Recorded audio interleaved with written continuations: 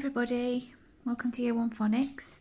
Today we're going to have a look at the letter O making an O sound. So when you see the letter O on its own, sometimes in words it makes an O sound. Not always, but in these words it does. You'll spot lots of these words around and in your reading books. Let's have a look at them. No, no. G-O, go. So, sold, sold, old, cold, old, gold, both, both, old, told, don't.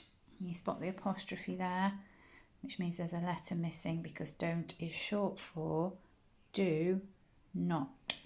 Don't. Folder, folder. Can you see the suffix on the end of that word?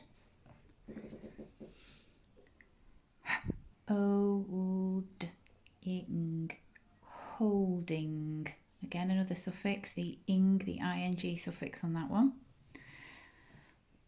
Oldest, oldest.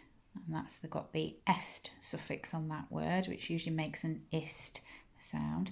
Got one more O word for you over here. Flow. F-L-O.